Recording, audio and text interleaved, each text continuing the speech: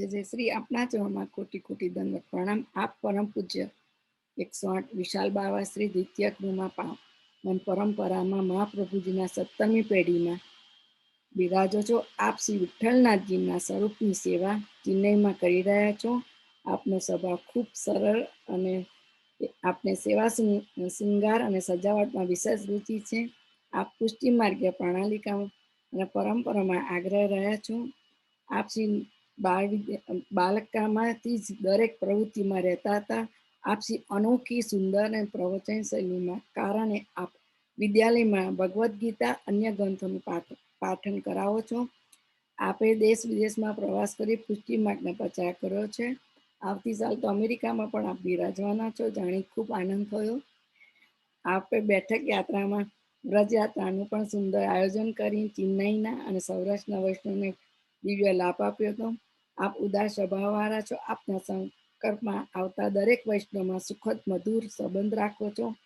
श्री गोविंदनाथजीना चरणों में नमन निवेदन करी आपनो आजना वचनामृतनो पुतार्थ करो। शिवल्लभादी सखी जय जय जय दंडवत प्रणाम। आशा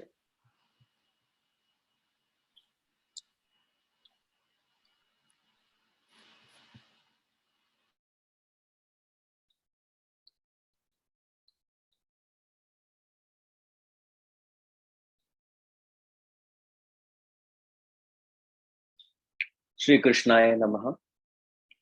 जूम, फेसबुक और यूट्यूब के माध्यम से जुड़े देश विदेश के सभी भगवदीय वैष्णवों का मैं विशाल बाबा चेन्नई से श्री यमुनाष्टक के तीसरे सत्र के पहले दिन में खूब खूब स्वागत करता हूँ। जिनके निमित्त इस कार्यक्रम का आयोजन हुआ, ऐसे स्मिताबेन और उनका साथ देने वाले सभी भगवदीय वैष्णवों को लगातार निरंतर चल रहे इस आयोजन के लिए खूब खूब बधाई व आशीर्वाद देना चाहता हूँ।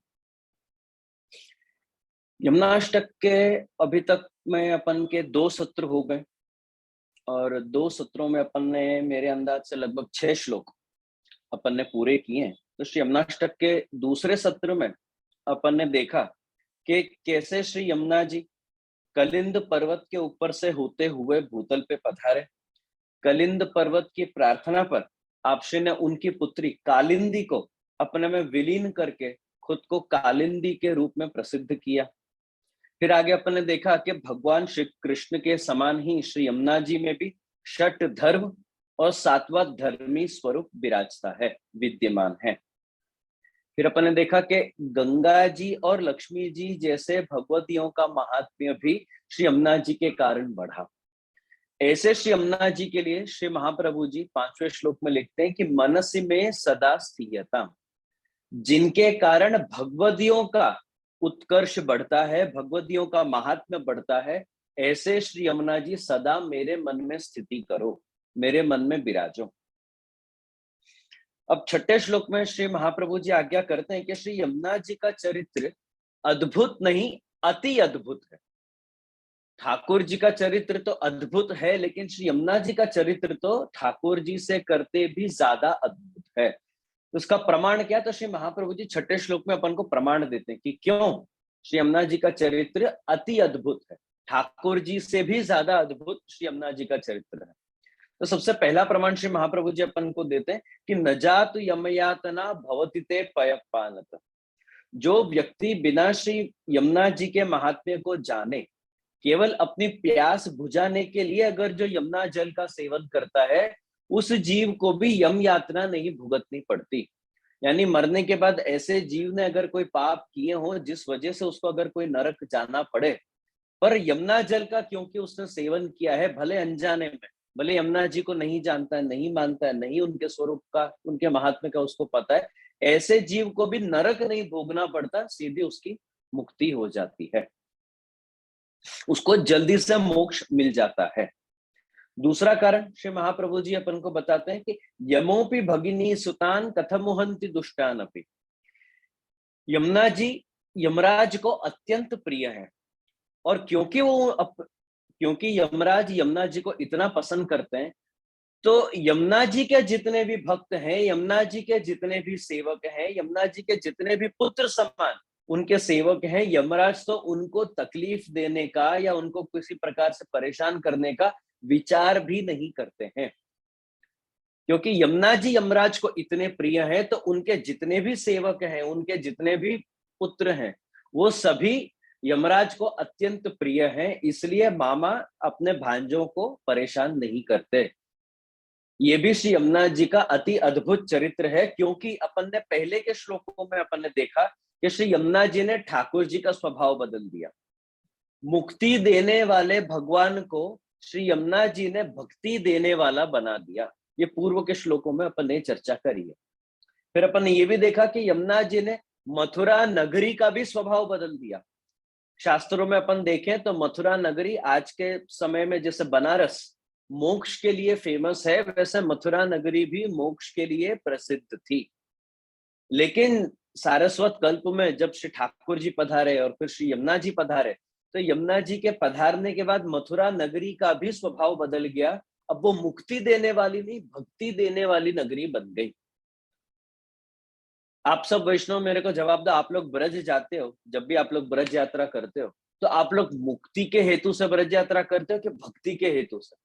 आप लोग ये विचार करते हो कि चलो આપણે ब्रज यात्रा કરીએ આવીએ તો આપણી મુક્તિ થઈ જાય, એ ભાવનાથી તમે ब्रज यात्रा करो છો कि भक्ति भावने दृढ़ करवा માટે તમે ब्रज यात्रा करो?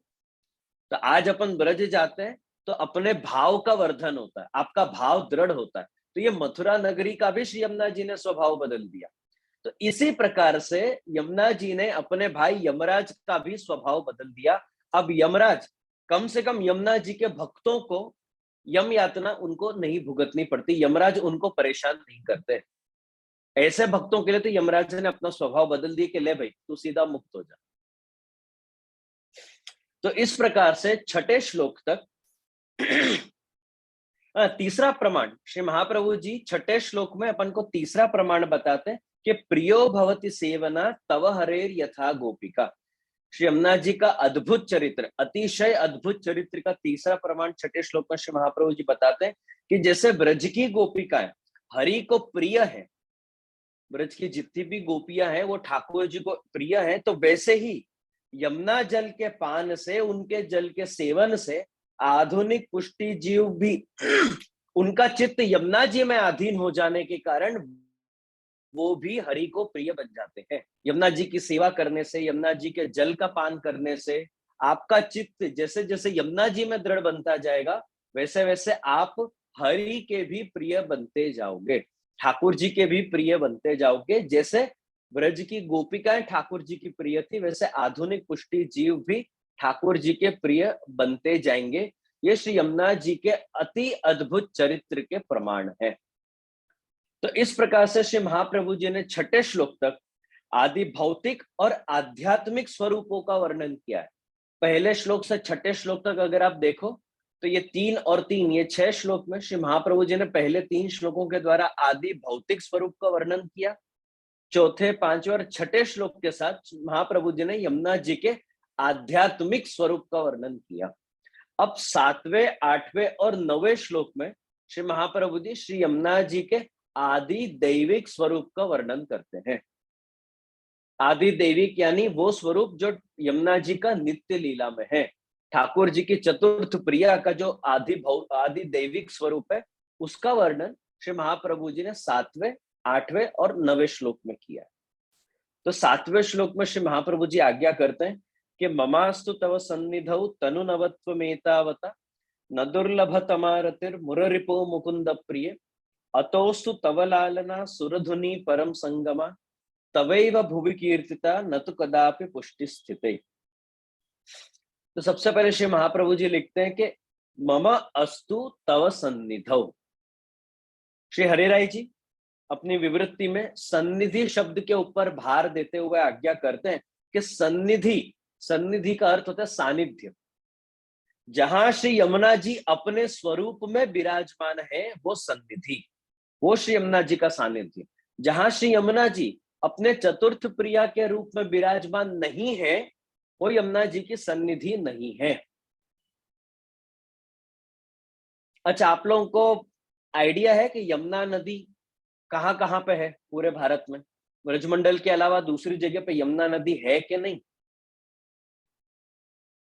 आप लोग यमुनोत्री में जाके यमुना पान करते हो?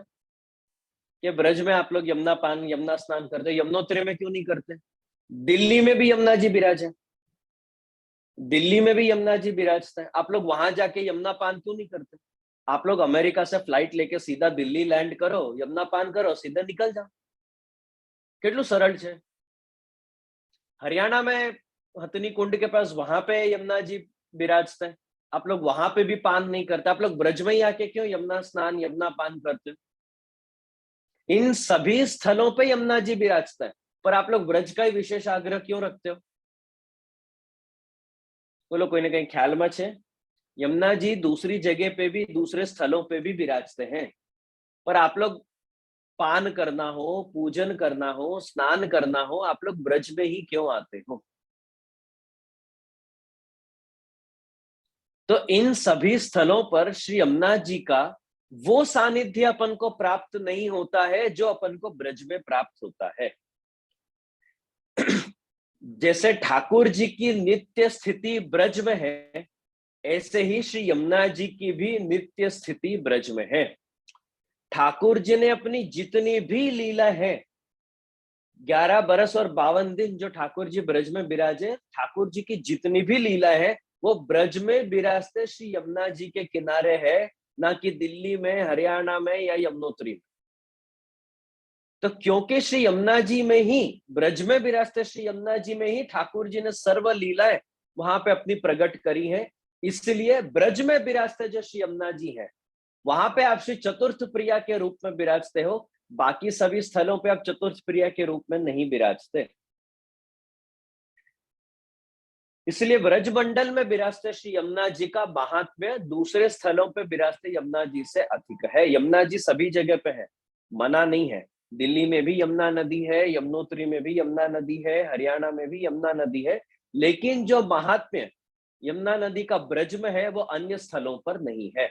ठाकुर जी ने अपनी सर्व लीलाएं यमुना जी के किनारे ब्रज मंडल में करी है। यमुना जी चतुर्थ प्रिया के रूप में भी ब्रज मंडल में ही विराजते हैं, अन्य स्थलों पे नहीं विराजते। इन सभी कारण से पुष्टि मार्ग में ब्रज मंडल में विराजते श्री यमुना जी की महत्ता सबसे अधिक है।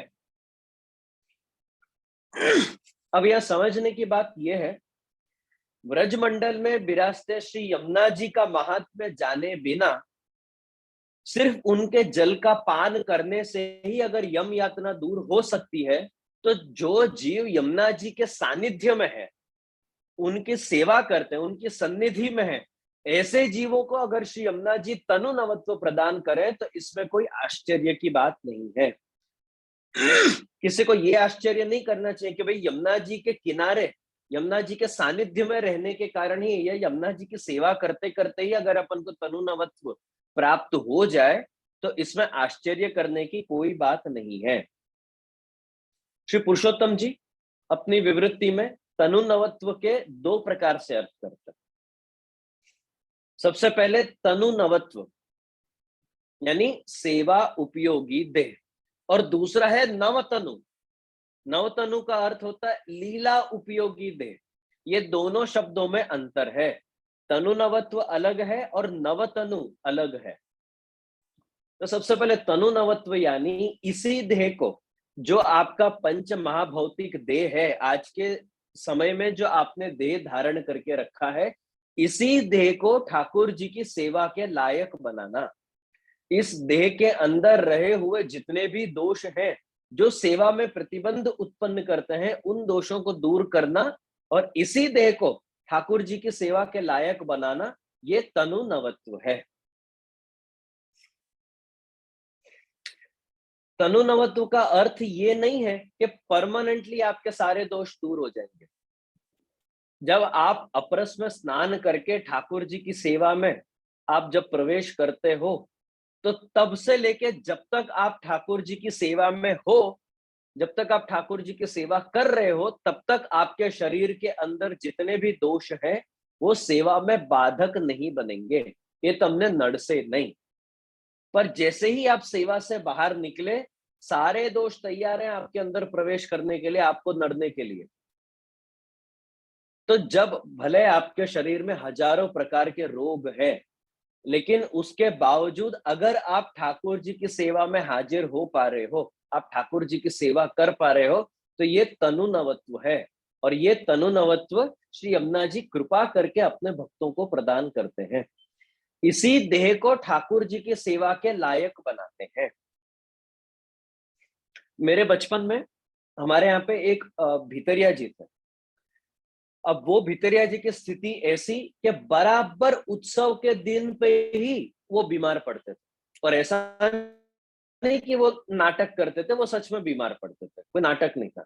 जिस दिन जन्माष्टमी हो, अन्नकूट का दिन हो, दिवाली हो, बड़े बड़े उत्सव हो, सावन का समय हो, चार सामग्री ज्यादा करनी हो, तो हम लोगों को मालूम पड़ जाता था कि भाई अभी मुखिया ये भितरिया जी का लड़का आएगा और वो आके बोलेगा कि भाई आज पप्पा नहीं आ, उनको पेट दुख रहा है, माथा दुख रहा है, उनको बुखार है, लूज मोशंस है, डायरिया है, फलाना है, ढिकना है, कोई ना कोई तकलीफ आएगी, आज ये पप्पा नहीं आ। तो आगे चल के तो हमको इतनी आदत पड़ गई थी कि हम लोग उत्सव आया नहीं कि 4 बजे हम लोग रेडी रहते थे कि अभी हम लोग छोकरा आवानो छे कैसे कि भाई आजे पप्पा नहीं आ। ये तनु नवत्व नहीं है, इसको तनु नवत्व नहीं कहते। यानी अभी तक वो पुराने हमारे भितरिया जी पे अभी तक यमुना जी की कृपा नहीं है। जो यमुना जी की कृपा होती तो आपके शरीर में चाहे जितने सेवा विरोधी विषय हो, लेकिन सेवा के समय पे तो कम से कम वो आपको डिस्टर्ब नहीं करते। आप ठाकुर जी की सेवा तो आप कम से कम शांति से आप कर पाओ, ये तनु नवत्व। एक दो पीढ़ी पहले मध्य प्रदेश में पिपरिया नाम का एक गांव है, वहां पे एक दो पीढ़ी ऐसे मैंने अपने बड़ों से सुना है कि वहां पे एक माजी रहते थे। एक बड़ी उम्र के, वृद्ध उम्र के एक माजी रहते थे। और वो माजी की हालत ऐसी कि ऐसा कोई रोग उस टाइम पे दुनिया में नहीं होगा जो उस माजी को नहीं होगा। जितनी भी तकलीफ, जितने भी रोग, जितनी भी समस्याएं, हाथ में दुखावो, पग नो दुखावो, शरीर में तकलीफ, फलानो ढिकनो, जितने प्रॉब्लम आप बोलो वो सभी प्रॉब्लम वो माजी को थे। लेकिन सुबह 4 बजे नहीं कि वो माजी ऐसे उठ के सेवा में प्रवृत्त हो जाते हैं। और सुबह 4 बजे, अब क्योंकि वृद्ध अवस्था है तो उनको टाइम लगता था, तो सुबह 4 बजे से लेके शाम को 4 बजे तक जो वो ठाकुर जी की सेवा में प्रवृत्त रहते हैं। वो तो वहां के वैष्णव से, मैं अभी भी थोड़े समय पहले पिपरिया गया था तो तब भी मैंने वहां के वैष्णव से पूछा, तो कहते कि जे वो इतनी फुर्ती से या इस हिसाब से वो उस उम्र में ठाकुर जी की सेवा करते, इतने सारे शरीर में तकलीफ होने के बावजूद वो ठाकुर जी की सेवा करते, मानो कि हम आज स्वस्थ लोग उस ढंग से ठाकुर जी की सेवा नहीं कर पाए। सुबह 4 बजे उठ के जो ठाकुर जी के बर्तन मांजना, खासा करना, वहां से शुरू होकर शाम को 4 बजे तक वापस दूसरे दिन की तैयारी करके रखना, वापस से ठाकुर जी के सारे बर्तन इत्यादि खासा करके रखना, वहां तक कंटिन्यू 12 घंटा वो ऐसे ठाकुर जी की सेवा करते हैं कि अपन को देख के लगेगा ही नहीं कि इनको इतने सारे रोग हैं, इतनी सारी समस्या है, इतने सारे प्रॉब्लम है। और जहां सेवा से बाहर निकले नहीं कि वो ऐसे पलंग पकड़ लेते, महाप्रसाद लेने के बाद ऐसे पलंग पकड़ लेते कि अगले दिन सुबह तक वो उठेंगे ही नहीं, ऐसे उनकी कंडीशन, वो उठ ही नहीं पाते। ये तनु नवत्व। ऐसा नहीं है कि ठाकुर जी ने कृपा करके माँ जी के सारे रोग दूर कर दिए, नहीं, पर जितने भी रोग थे, जितनी भी तकलीफ थी, जितने भी प्रॉब्लम थे, उन सभी को ठाकुर जी ने ऐसे अटका दिया कि कम से कम इसके कारण माँ जी की सेवा नहीं छूटनी चाहिए। आज अपन को थोड़ा सा पैर में तकलीफ हो नहीं कि जे હવે મારાથી સેવા નથી થતી, હું ઠાકોરજીને ક્યાં પધરાઉં, પાછા ગુરુ ઘરે પધરાઈ દઉં, હવે મારાથી વળાતું નથી, નીચે બેસાતું નથી। एक कारण आया नहीं कि अपन सेवा छोड़ने के लिए अपन की पूरी तैयारी रहती कि जी હવે મારાથી नहीं થાય, બીજો કોઈ છે નહીં જે આગળ કરવા। अरे તમે તો છો ને હજી, તમે છો ત્યાં સુધી करो। પણ एक तकलीफ अपने शरीर में आई नहीं कि अपन तुरंत सेवा छोड़ने को अपन तैयार है। जैसे हमें पाठ करिए तो चाले, हमें भगवत नाम लइए तो चाले, हमें कीर्तन करिए तो चाले, भागवत जी वांचिए तो चाले। जितने भी वैष्णव को ऐसे पैर में तकलीफ है और बहुत ज्यादा देर तक नीचे नहीं बैठ सकते, आप लोग एक एक्सपेरिमेंट करना। आ तो मजाकनी वस्तु छे, एक एक्सपेरिमेंट करजो।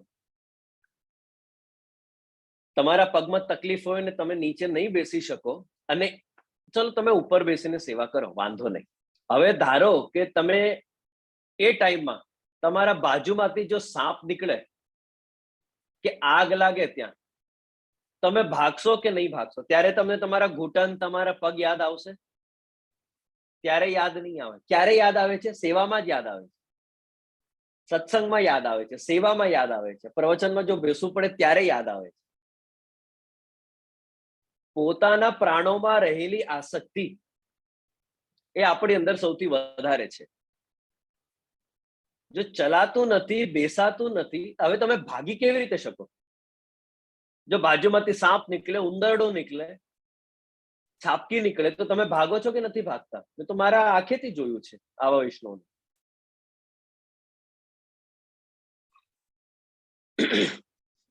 मैंने आप लोग को शायद सिद्धांत रहस्य के समय पे भी ये बात बताया था एक्चुअली, और खास करके जितने भी चेन्नई के वैष्णव हैं वो तो ये बात को बहुत अच्छे से जानते हैं. मैं जब अंडर 12 में, यानी जब मैं 11 साल का था, 10-11 ईयर्स, तब मैं क्रिकेट खेलता था. तो तब मेरे को मेरे लेफ्ट नी में एक इंजरी हुई थी. मैं प्रैक्टिस कर रहा था और डेढ़ उशारी में पैड पहने बिना क्रिकेट के बॉल से मैं प्रैक्टिस कर रहा था, और सामने वाला स्पिनर भी नहीं था, फास्ट बॉलर ही था. बोला ठीक है, 10 साल का है, वो डाल रहा है, मैं भी डाल रहा हूँ, जोश जोश में हम लोग खेल रहे. तो बराबर उसने थोड़ा बहुत तो मैंने खेल लिया, फिर बराबर उसने एक बॉल डाला, मैंने मिस किया और बॉल सीधा मेरे घुटने पे. तो जोश जोश में तब बहुत मालूम नहीं पड़ा, वापिस मैंने नहीं डाल डाल, सब ठीक है, कोई बात नहीं, कुछ नहीं हुआ, ऐसा घुटना झटक के वापिस एक और बॉल खेलने के लिए रेडी हो. उसने दूसरा बॉल डाला, दूसरा बॉल भी सीधा उसी जगह पे लगा. उस टाइम पे जो मेरे को इंजरी हुई मेरे घुटने पे, मेरा बोन वहां पे थोड़ा डिसलोकेट हो गया, उस जगह से हिल गया और ऐसा हो गया, बेंड हो गया. आगे से आप भी, सूजन नहीं है पर वो बोन ही ऐसा कुछ आगे विचित्र प्रकार से वो टूटा नहीं, डिसलोकेट हो गया खाली अपनी जगह से. तो अब परिस्थिति ऐसी है कि मैं बहुत देर तक पैर मोड़ के नहीं बैठ सकता, 15-20 मिनट, 25 मिनट मैक्सिमम. उससे ज्यादा पैर मोड़ के अगर मैं दोनों पैर मोड़ के बैठूं तो बहुत ज्यादा पैर दुखते हैं मेरे. लेकिन ठाकुर जी की ऐसी कृपा है कि जब मैं भारी श्रृंगार करने बैठता हूँ, खास करके दिवाली, जन्माष्टमी जैसे दिनों पे, तो कम से कम ऐसे दिनों में 1 से 1.5 घंटा मिनिमम लगता है श्रृंगार करने में. ठाकुर जी के स्नान करा के, श्रीअंग पे बत्ती धर के, वस्त्र धरा के, बत्ती धर के श्रृंगार करने में कम से कम 1 से 1.5 घंटा लगता है. ईमानदारी से मैं आप लोगों को बता रहा हूँ कि वो 1.5 घंटा कहाँ टाइम निकलता है मेरे को नहीं मालूम पड़ता. ठाकुर जी की ऐसी कृपा है कि ठाकुर जी ने कम से कम सेवा के समय मेरे घुटने को उनने साइड में कर दिया कि भाई ये सेवा करेगा अभी, ये अभी इसके सेवा का टाइम. उसके बाद दूसरी सब चीजों में मेरे को घुटने याद आता. पाठ करते टाइम पे, संध्या वंदन करते टाइम पे, माला जी के टाइम पे मेरे को जरूर याद आता है कि अबे नथी बेसा तुम्हारा थी. आप लोग जो 60-70 साल में बोलते हो, मैं अभी 30 साल में मैं भी वही शब्द बोल रहा हूँ. तो આપણે એક જ નાવમાં છીએ બંને જણા.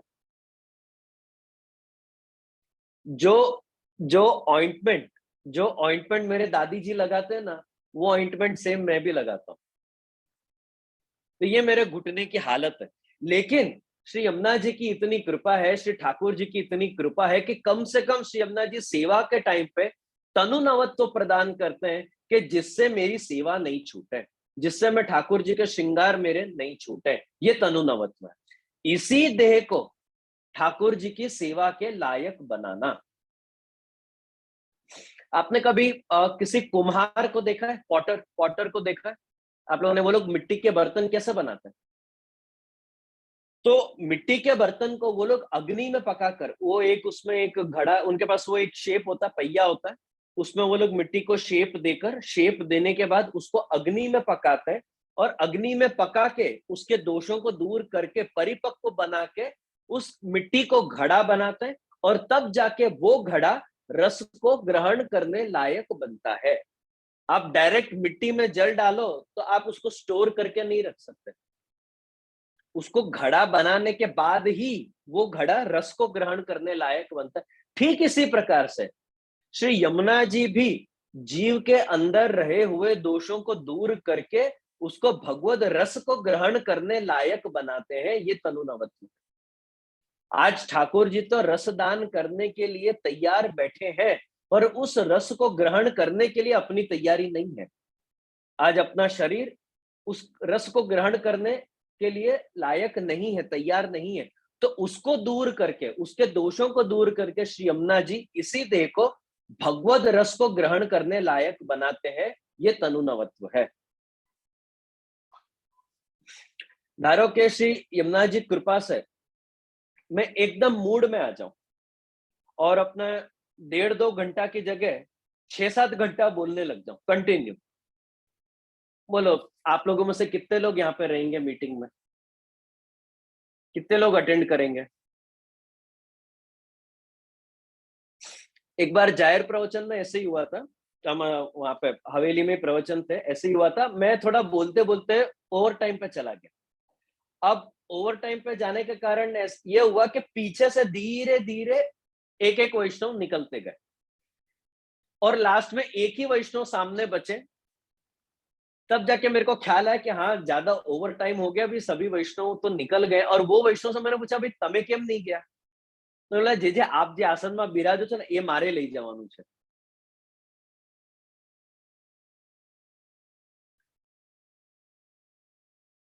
तो धारो के मैं अभी मूड में आके 6-7 घंटा कंटिन्यू बोलने लग जाऊं, कितने लोग यहाँ पे बैठे रहेंगे? मैं 6 से 8 घंटा कंटिन्यू बोल पाया, ये भी श्री यमुना जी कृपा से, ये भी तनुनवत्व के कारण। आप लोग 6-8 घंटा बैठ के सुन पाओ, ये भी तनुनवत्व के कारण। तो ये श्री यमुना जी के तनुनवत्व का महात्म्य। नहीं तो बाकी अपना शरीर ठाकुर जी की सेवा के लिए, ठाकुर भगवत स्मरण के लिए, अपना शरीर उस लायक अभी है नहीं। आज की परिस्थिति अपने शरीर की ऐसी नहीं है कि अपन आराम से बैठ के ठाकुर जी की सेवा कर पाए, आराम से बैठ के अपन भगवत गुणगान कर पाए। गोपीजनों ने लगातार 6 महीने ठाकुर जी के साथ रास किया, बराबर। अब आप लोग मेरे को ईमानदारी से जवाब दो, आप लोग अमेरिका में मेरे ख्याल से आप लोग नवरात्रि के टाइम पे, शरद पूनम के टाइम पे आप लोग रास गरबा का कुछ आप लोग आयोजन करते हो? કેટલા કલાક તમે રાસ ગરબા લો છો? 1, 2, 3, 4, 5, 6 કેટલા કલાક તમે લઈ શકો છો? तो लगातार 6 महीना तक रास करना ये तनुनवत्व है। क्योंकि आज अपनी वो तैयारी नहीं है, इसलिए ठाकुर जी आज अपने साथ अभी तक रास लीला नहीं करते। ठाकुर जी को मालूम है ये आधे घंटे में थक जाएगा। श्रीमद् भागवत में दशम स्कंद में रास पंचाध्याय में कहीं पे भी आपके पढ़ने में आया गोपीजन आधे घंटे में थक गए, अलग अलग थोड़ी देर गोपी आराम करने बैठ गई, फलानी गोपी आराम कर रही है, फलानी गोपी के पैर में दुखावा है, फलानी गोपी लघु शंका या दीर्घ शंका के लिए गए हो, फलानी गोपी को मासिक धर्म नड़ा हो, फलानी गोपी को सूतक या पिंडरू नड़ा हो। 6 महीने में ये सब नहीं होगा। तो ये सब उस टाइम पे उनको नड़ा क्यों नहीं? ये तनुनवत्व। तो जब तक यमुना जी अपन को तनुनवत्व इस प्रकार का प्रदान नहीं करते, तब तक अपन ठाकुर जी के साथ रास करने लायक नहीं बनते। तो तनुनवत्व श्री यमुना जी अपने भक्तों को प्रदान करते हैं, जो श्री यमुना जी के सानिध्य में रहते हैं, जो श्री यमुना जी की सेवा करते हैं, यमुना जी के सानिध्य में रहते हैं, उनको श्री यमुना जी तनुनवत्व प्रदान करते हैं। अब दूसरा शब्द है वो है नवतनु। नवतनु का अर्थ है लीला उपयोगी देह, ये है सेवा उपयोगी देह। तनुनवत्व यानी सेवा उपयोगी देह, सेवा के लायक आपके इसी देह को बनाना। नवतनु यानी आपको नूतन देह, नया देह प्रदान करना। जो आपका पंच महाभौतिक देह है, उस देह को निवृत्त करके अलौकिक देह आपके अंदर स्थापना, ये नवतनु है। तनुनवत्व प्रदान करने का कार्य भी यमुना जी करते हैं, नवतनु प्रदान करने का कार्य भी श्री यमुना जी ही करते हैं। जीते जी श्री यमुना जी अपन को तनुनवत्व प्रदान करते हैं, और मरने के बाद श्री यमुना जी ही अपने भक्तों को नवतनु प्रदान करते हैं। धारो के मरने के बाद अपन स्वर्ग हो गया, वैकुंठ हो गया या गोलोक हो गया, अगर अपन जाएं तो आप इसी देह के साथ आप जा सकते हो। इस देह के साथ आप स्वर्ग हो गया, वैकुंठ हो गया, गोलोक हो गया, आप जा सकते हो? नहीं जा सकते। तो लीला में जाने के लिए, ठाकुर जी की नित्य लीला में जाने के लिए अपन को एक ऐसे देह की आवश्यकता है जो वहां पे उपयोगी है। इस देह के साथ तो अपन नहीं जा सकते। तो वहां जाने के लिए जिस देह की अपन को आवश्यकता है, उस देह को श्री यमुना जी ही प्राप्त कराते हैं। उस देह को अपन नवतनु कहते हैं। तो श्री यमुना जी के सानिध्य में रहते जीवों को श्री यमुना जी जीते जी, जब तक आप जीवित हो तब तक श्री यमुना जी अपन को तनु नवत्व प्रदान करते हैं कि जिससे जीते जी अपन ठाकुर जी की सेवा कर पाए। और मरने के बाद, जिस दिन अपन मरेंगे, उस दिन मरने के बाद अपन को नवतनु भी श्री यमुना जी ही प्रदान करेंगे कि जिससे आप यहां से छूट के सीधा ठाकुर जी की नित्य लीला में जा सको। ये दोनों देह प्रदान करने का कार्य श्री यमुना जी करते हैं, पर केवल उसी जीव को जो श्री यमुना जी की सेवा करते हैं, जो श्री यमुना जी के सानिध्य में है। जो जीव यमुना जी के सानिध्य में नहीं है, ऐसे जीवों को ये फल प्राप्त नहीं होता। आप अभी खाली यमुनोत्री में स्नान करके आ जाओ, आप खाली दिल्ली में यमुना नदी में स्नान करके आ जाओ, आप खाली दूसरी सब जगह पे आप जाके स्नान करके आ जाओ यमुना जी के नाम पे, तो आपको ये फल प्राप्त नहीं होगा। अब आगे श्री महाप्रभु जी लिखते हैं, न दुर्लभ तमारतिर मुररिपो मुकुंद प्रिय। तनु नवत्व और नवतनु, ये दोनों प्राप्त करने के बाद भगवान मुकुंद में अपन की प्रीति, अपना प्रेम, ये सुलभ हो जाता है, ये दुर्लभ नहीं रहता।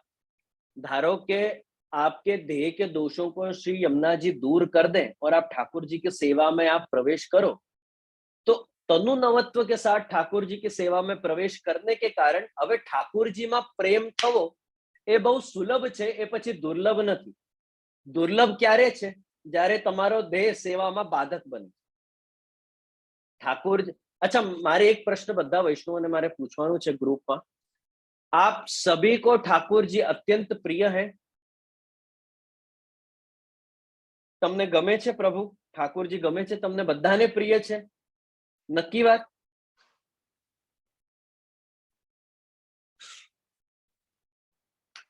धारो के आप सब टाइटैनिक में हो और बराबर आइसबर्ग से शिप टकराई और अब आपकी शिप डूब रही है, और अब आपकी सबसे पहली प्रवृत्ति कौन सी? ईमानदारी से, अभी मैंने पूछ लिया करके नहीं, रिकॉर्डिंग करके नहीं, ईमानदारी से जवाब दो। आप झांपी जी ढूंढोगे कि पहले खुद को बचाओगे? अपन की पहली प्रवृत्ति हमेशा खुद की जान बचाने में ही है, ठाकुर जी का नंबर तो बाद में आता। क्योंकि भगवान में प्रीति होना ये मनुष्य के लिए सुलभ नहीं है, दुर्लभ है। सहजता से आपको आपके अंदर प्रीति होती है, ठाकुर जी के अंदर नहीं होती। सहज નથી। ઠાકોર જી માટે પ્રેમ ઉત્પન્ન થવો એ સહજ નથી, તમારે પ્રેમ ઉત્પન્ન કરવો પડે છે। अनेक साधनों थी तुम्हारे भगवान में, अनेक साधनों से ठाकुर जी में आपको प्रेम उत्पन्न करना पड़ता है। आज आप सेवा संबंधित जितने भी साधन करते हो, वो सब ठाकुर जी के प्रति आपके प्रेम को उत्पन्न करने के लिए आप कर रहे हो। सेवा करना, सत्संग करना, इस प्रकार के कार्यक्रम का आयोजन कराना, ये सब ठाकुर जी में प्रेम उत्पन्न करने का साधन है। पोतानी जात माटे तमे आवा बधा साधन करो छो? खुद के लिए आप ऐसे कोई साधन करते हो कि भाई मेरे को, मेरे में भी तो प्रेम होना चाहिए ना, उसके लिए अपन साधन करते नहीं, क्योंकि वो सहज है। सहज ही अपन को खुद के प्राणों में अपन को अपनी आसक्ति है, पर सहजता से भगवान में अपनी प्रीति नहीं है। सहजता से अपन को ठाकुर जी बहुत प्रिय नहीं है, उसके लिए तो अपन मेहनत करते हैं। अपन मेहनत करते हैं कि ताकि अपन को भगवान में प्रीति उत्पन्न हो। तो ठाकुर जी में प्रीति उत्पन्न होना मनुष्य के लिए अतिशय दुर्लभ है, इजी नहीं है, अतिशय दुर्लभ है। मेरे को एक बार बहुत अच्छे से याद है, हम लोग एक बार जगन्नाथपुरी की यात्रा में थे और वहां से जब रिटर्न हो रहे थे तो एक वैष्णव अपने झांपी जी ट्रेन में ही भूल गए। सामान उतारने करने के चक्कर में झांपी जी ट्रेन में भूल गए। ऊपर ट्रेन में आप अगर देखो, बहुत मेरे बचपन की बात है, तो वहां पे अपर बर्थ के पास एक वो स्टील के रैक होता है, वहां पे उनने झांपी जी रखी थी ठाकुर जी की, वो वहीं भूल गए। संजोग की बात यह है कि वो झांपी जी मिली बराबर एक वैष्णव को, वो एक वैष्णव के हाथ लगी। तो कहने का तात्पर्य यह है कि अपनी सबसे पहली प्रवृत्ति खुद की जान और खुद से संबंधित है। देह, इंद्रिय, प्राण, इन सब में ही सगे संबंधी, अपन की वस्तु, अपन की सहजता, इन्हीं सब चीजों में है। उसके बाद ठाकुर जी का नंबर आता है। लेकिन श्री महाप्रभु जी यहाँ पे आज्ञा करते हैं कि जब श्री यमुना जी अपन को तनु नवत्व प्रदान करते हैं, तो तनु नवत्व प्राप्त करने के बाद ठाकुर जी में अपने लिए स्नेह उत्पन्न होना, अपने अंदर ठाकुर जी के प्रति स्नेह उत्पन्न होना फिर दुर्लभ नहीं है, फिर बहुत सुलभ हो जाता है। बस यमुना जी कृपा कर देना तो ठाकुर जी के लिए प्रेम उत्पन्न होना बहुत इजी हो जाता है, फिर वो कठिन नहीं है। जब तक यमुना जी कृपा नहीं होगी ना, तब तक ठाकुर जी के प्रति प्रेम उत्पन्न करना अतिशय कठिन है। अपन खुद से ही ऊंचे नहीं आते, अपन खुद से ही ऊंचे नहीं आते, ठाकुर जी का नंबर कहां लगेगा। तो एक बात तो नक्की है कि भाई जब तक यमुना जी कृपा नहीं करे, तब तक अपन को खुद की वस्तुओं में, खुद के देह, खुद की इंद्रिय, खुद के प्राण, खुद की वस्तु, खुद के सगे संबंधी, इन सब चीजों में अपन की जितनी आसक्ति है, उतनी आसक्ति भगवान में नहीं है, उतनी आसक्ति अपन की सेवा में नहीं है। आप 84-201 वैष्णव की वार्ता में देखो, महाप्रभु जी, श्री गुसाई जी जब भी वैष्णवों को ठाकुर जी पधराते, सेवा पधराते, तो एक स्पष्ट आज्ञा करते, ये हमारे सर्वस्व है, तुमको पधराई दिए हैं, इनकी नीकी भांति सु सेवा करियो। श्री महाप्रभु जी ने अपने सर्वस्व अपन को पधरा के दिए हैं, आपको, मेरे को, अपन सबको पधरा के दिए हैं। पर क्या अपने मन बुद्धि में, अपने घर में विराजते ठाकुर जी अपने सर्वस्व हैं? बहुत पीछे लिस्ट में एमनो नंबर बहु पाछળ છે। સર્વસ્વની લિસ્ટ કાઢશો ને તમે, એમાં ઠાકોરજીનો તો નંબર બહુ પાછળ છે, બહુ પાછલા નંબરમાં ઠાકોરજી બિરાજે છે એમાં।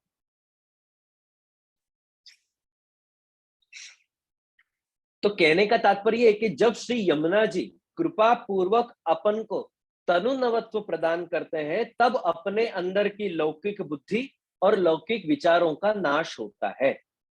और जिस दिन लौकिक बुद्धि और लौकिक विचार का नाश हो, तो उस दिन ठाकुर जी के लिए प्रेम उत्पन्न होना उसके बाद इजी हो जाता है। जब तक लौकिकता अपने अंदर से नहीं घटेगी, तब तक अलौकिक ये अपने अंदर स्थिर नहीं होगा, स्थापित नहीं होगा। अभी तो अपन को खाली आवेश है अलौकिक का। वैष्णव सब जने जितनी देर प्रवचन सुनते हैं, उतना टाइम उनको बहुत आनंद आता है, और प्रवचन खत्म होते ही अपन वापस अपने लौकिक में ही लग जाते हैं, अपने मन बुद्धि में वापस लौकिक ही चालू हो जाता है। लेकिन जब श्री यमुना जी अपन को तनु नवत्व प्रदान करते हैं, प्रदान करके जब अपने लौकिक बुद्धि, लौकिक विचारों का नाश करते हैं, और नाश करके सर्वप्रथम महत्ता ठाकुर जी की स्थापित करते हैं, तो उसके बाद भगवान के लिए स्नेह उत्पन्न करना फिर कठिन नहीं है, फिर बहुत सरल बन जाता है।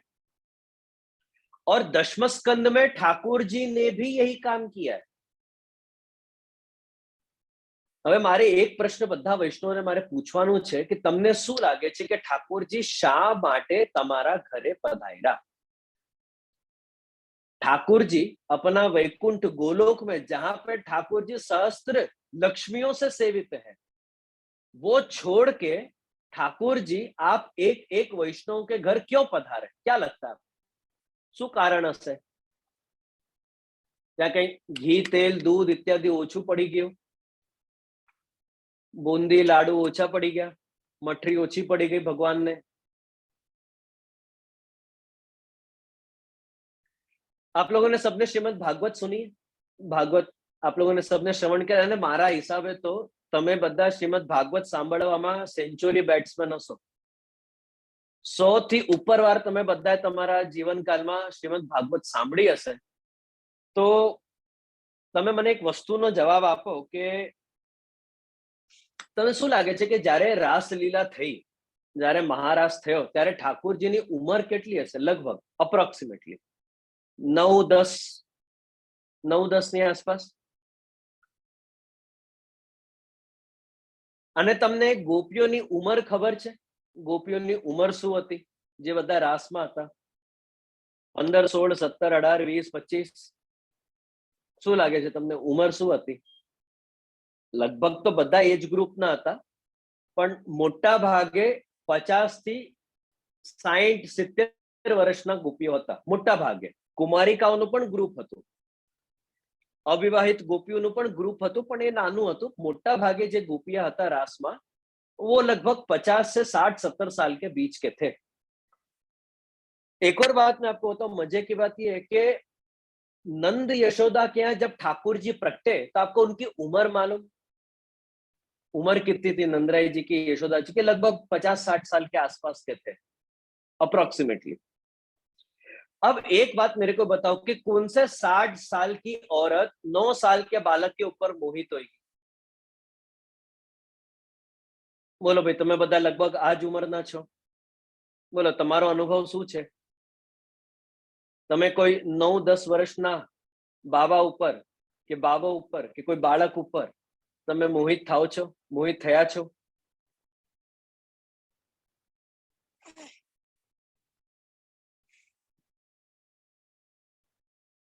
और एक और प्रश्न ये है कि ठाकुर जी ने 8-9 बरस तक राह क्यों देखी रासलीला करने के लिए? ठाकुर जी ने स्टार्टिंग में क्यों नहीं रासलीला करी? जैसे मैंने अभी पहले भी बोला कि 6 महीना तक फिर बाद में गोपियों ने रास किया.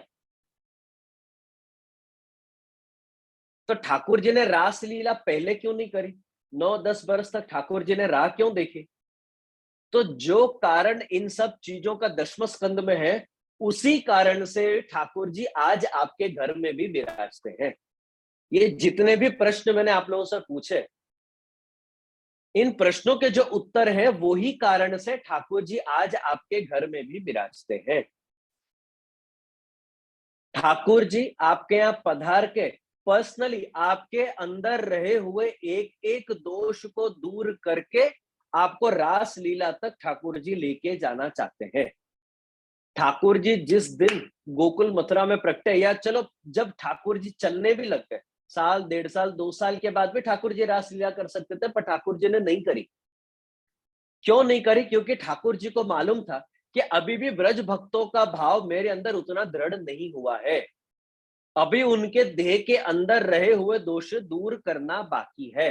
और आप अगर दशम स्कंद की सुबोधनी जी देखोगे, तो दशम स्कंद की सुबोधनी जी में श्री महाप्रभु जी ठाकुर जी की एक एक लीला का वर्णन करते हुए लिखते हैं कि एक एक लीला के द्वारा ठाकुर जी ने ब्रज भक्तों के अंदर रहे हुए एक एक दोषों को दूर किया. ठाकुर जी ने पर्सनली, और आज भी ठाकुर जी आपके यहाँ पधार के आपके घर में विराज के आपके अंदर रहे हुए एक एक दोष को दूर करते हैं. जिस दिन ठाकुर जी आपके घर में पधारे, वो दिन आपके लिए नंद महोत्सव. बोलो बराबर के गलत? ठाकुर जी का पाठ उत्सव ये नंद महोत्सव के बराबर है. और अगर जो ठाकुर जी आपके यहाँ पधार गए, आपने नंद उत्सव कर लिया, तो नक्की मान जो आपके यहाँ 6 दिन के बाद पूतना आएगी ही आएगी.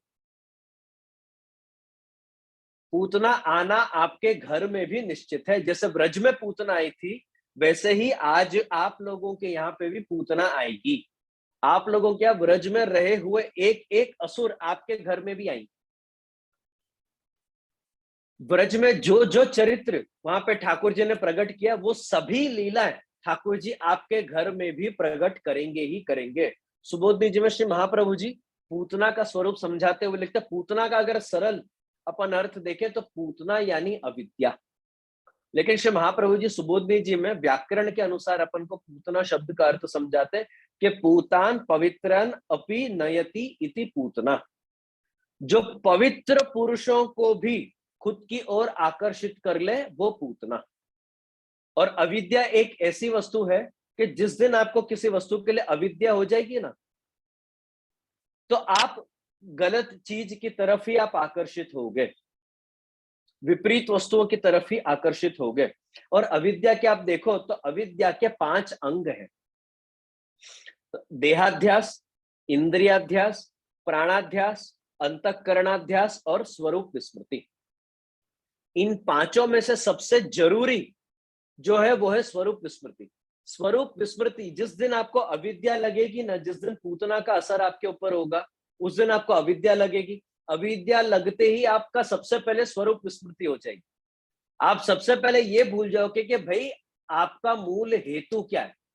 ठाकुर जी की सेवा करना ये आपका मूल हेतु है। मैं ठाकुर जी की सेवक हूँ, सेविका हूँ, ये मेरा मूल स्वरूप है। यह स्वरूप आप भूल जाओगे और स्वरूप विस्मृति होने के कारण आपको देहाध्यास भी होगा, प्राणाध्यास भी होगा, अंतःकरणाध्यास भी होगा, इंद्रियाध्यास भी होगा।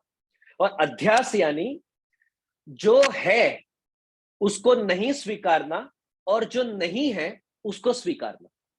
जे छे તેને નકારી કે ના ભાઈ આ નહીં, અને જે નથી તેને માનવું એ અધ્યાસ છે। અને આને જ બીજા શબ્દોમાં આપણે માયા પણ કહીએ છીએ। जिस दिन आपको अविद्या लगेगी उस दिन माया का असर आपके ऊपर होगा और माया का असर आपके ऊपर होते ही आपकी स्वरूप विस्मृति हो जाएगी। और स्वरूप विस्मृति होने के कारण ठाकुर जी की महत्ता जो अपने अंदर होनी चाहिए वो आज के समय नहीं रहेगी। और ब्रज लीला में, पूतनावध की लीला में यही हुआ था। वहां पे नंद उत्सव चल रहा था छठे दिन भी, और पूतना आके ठाकुर जी को लेके चली गई, किसी को कुछ पता ही नहीं चला। क्यों नहीं पता चला? देहाध्यास, इंद्रियाध्यास, प्राणाध्यास सब अपने अपने में ही लगे रहे कि किसी को पता नहीं चला। यहां तक नंदराय जी, यशोदा जी को भी पहले तो पता नहीं चला कि पूतना ठाकुर जी को उठा के चली भी गई। तो ठाकुर जी पर्सनली एक एक वैष्णव के घर में विराज के उनके अंदर रहे हुए दोषों को दूर करने ही पधारते हैं। बाकी ठाकुर जी को आपके यहाँ पधारने में कोई इंटरेस्ट नहीं। अपन ऐसी कोई तोप सेवा नहीं करते ठाकुर जी की कि ठाकुर जी अपना गोलोक छोड़ के अपनी सेवा अंगीकार करने पधारेंगे। पर फिर भी ठाकुर जी पधारे, क्यों? क्योंकि आप ठाकुर जी के जीव हो। श्री यमुना जी ने ठाकुर जी से विनती करे, श्री यमुना जी आपको तनु नवत्व प्रदान करना चाहते हैं तो ठाकुर जी सामने होंगे तो आप उनकी सेवा करोगे। तो आपकी सेवा स्वीकारने के लिए, आपके अंदर रहे हुए दोषों को दूर करने, एक एक दोषों को दूर करके ठाकुर जी आपकी सेवा स्वीकारते हैं। इसलिए ठाकुर जी अपने यहाँ पधारते हैं। बाकी नहीं तो ठाकुर जी को अपने घर पधारने की कोई आवश्यकता नहीं है। अपने घर पधार के ठाकुर जी को श्रम का ही अनुभव होता है। ठाकुर जी को ऐसे कोई बहुत खास सुख का अनुभव नहीं होता, तो फिर भी ठाकुर जी पधारते हैं। श्रम होता है पर फिर भी ठाकुर जी पधारते हैं और अपनी सेवा स्वीकार करते हैं। ये श्री यमुना जी की कृपा के कारण है, क्योंकि यमुना जी अपन को तनु नवत्व प्रदान करते हैं। और देखना, जिस दिन आपको श्री यमुना जी तनु नवत्व प्रदान करेंगे ना, आपको अलग से एक दिन अनुभव होगा कि अरे आज सेवा क्या पूरी થઈ ગઈ, खबर ज न पड़ी। 1.5 કલાક निकली गयो, 2 કલાક निकली गया सेवा में, खबर न पड़ी। तो जिस दिन आपको ऐसा अनुभव हो ना सेवा में, तो समझो कि श्री यमुना जी ने आपको तनु नवत्व प्रदान किया। तो इसी प्रकार से ठाकुर जी ने जैसे पूतनावध लीला करी, इसी प्रकार से ठाकुर जी ने शकट भंजन लीला करी, तृणावर्त लीला करी, माखन चोरी लीला करी, दान लीला करी। और इस प्रकार की सर्व लीला करते करते ठाकुर जी ने गोपी जनों के अंदर रहे हुए दोषों को दूर किया, उनको तनु नवत्व ठाकुर जी ने प्रदान किया। और फिर ठाकुर जी उनको रास में लेके गए, तब जाके वो 6 महीने रास कर पाए। तो जैसे पूतना के द्वारा ठाकुर जी ने किसी लौकिक स्त्री का वध नहीं किया, ब्रज भक्तों के अंदर रही हुई अविद्या का वध किया। पूतना के रूप में उसको प्रकट करके ठाकुर जी ने अविद्या का वध किया। ऐसे ही इन सभी लीलाओं के द्वारा ठाकुर जी ने अपने अंदर रहे हुए एक एक दोष को बाहर प्रकट करके असुर के रूप में उसका नाश किया। तब जाके ब्रज भक्त ठाकुर जी के साथ रास करने लायक बने, तब जाके उनको तनु नवत्व प्राप्त हुआ। तो इसी प्रकार से आज के समय, क्योंकि आज के समय ठाकुर जी प्रत्यक्ष नहीं विराजते, तो श्री यमुना जी कृपा करके अपने अंदर रहे हुए दोषों को दूर करके अपन को तनु नवत्व प्रदान करते, कि जिससे आज अपन का ये देह ठाकुर जी की सेवा के लायक बने। और आगे पंक्ति में श्री महाप्रभु जी लिखते हैं, और जब इस प्रकार से अपने अंदर के दोष दूर हो जाते हैं, तो दूर होने के बाद फिर ठाकुर जी के प्रति प्रेम उत्पन्न होना ये फिर कठिन नहीं है, ये बहुत इजी हो जाता है।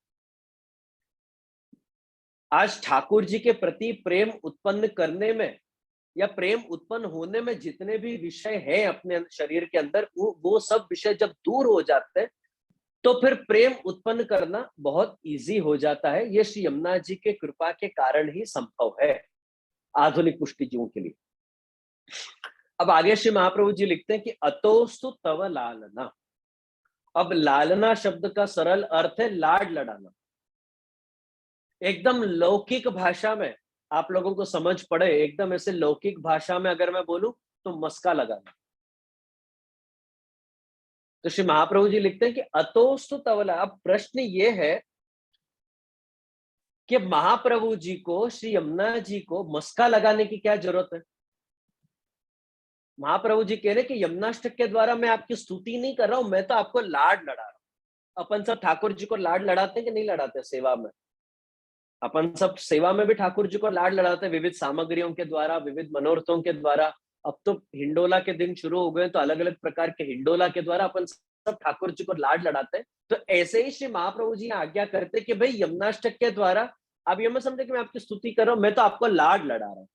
अब प्रश्न ये है कि महाप्रभु जी को लाड लड़ाने की क्या आवश्यकता है? महाप्रभु जी स्तुति करें तो कोई वांदो छे कोई ने? महाप्रभु जी को लाड लड़ाने की क्यों आवश्यकता थी? तो श्री गोकुलनाथ जी यहाँ लिखते हैं, एक मजे की बात मैं आप लोगों को और बताऊं। यमुनाष्टक में पहले के 6 श्लोक में जो श्री गुसाई जी की टीका है, वो तो श्री गुसाई जी ने लिखी है, लेकिन 7, 8 और 9 ये 3 श्लोक की टीका श्री गोकुलनाथ जी ने करी है।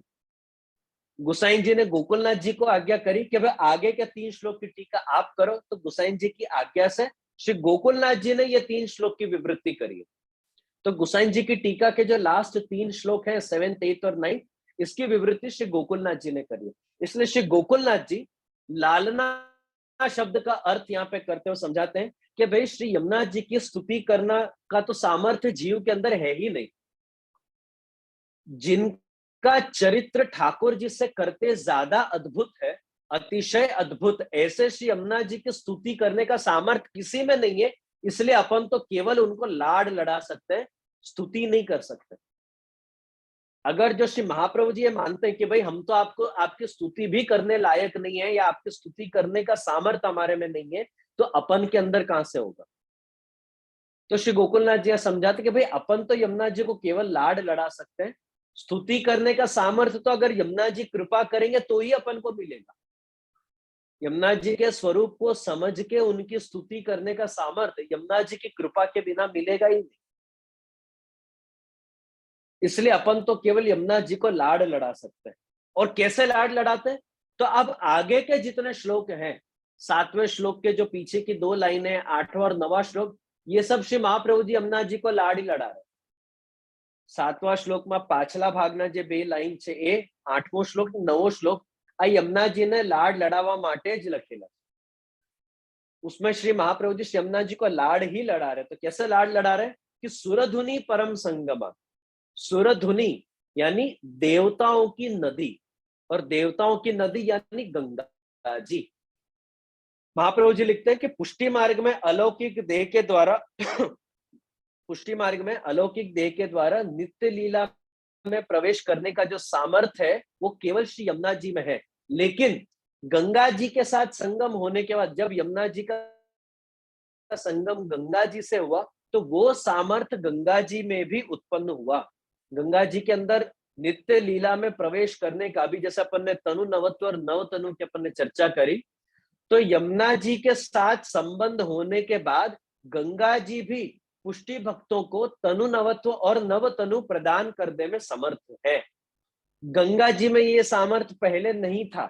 जब तक प्रयागराज में जाके यमुना और गंगा का संगम नहीं हुआ, तब तक गंगा जी के अंदर ये सामर्थ्य नहीं था। श्री यमुना जी के साथ उनका संबंध होने के बाद ही गंगा जी में भी ये सामर्थ्य आया कि वो पुष्टि भक्तों को तनु नवत्व और नव तनु जैसे फल प्रदान कर सके। धारो के एक गरीब घर की लड़की है। अब उसकी शादी किसी करोड़पति खानदान में हुई। गरीब घर की लड़की कि जिसके 2 टाइम खाने के भी वांदे, ऐसी लड़की की शादी अगर किसी करोड़पति खानदान में हो और उसके बाद वो जाके लाखों रुपए का अगर कहीं किसी आश्रम में और कहीं पे जाके अगर डोनेशन करे, तो ये सामर्थ्य वो स्त्री में कहां से आया? शादी के पहले क्या उसके अंदर वो सामर्थ्य था? उसके पति के साथ संबंध होने से पहले क्या उसके अंदर वो सामर्थ्य था कि वो लाखों करोड़ों रुपए किसी को डोनेशन दे सके?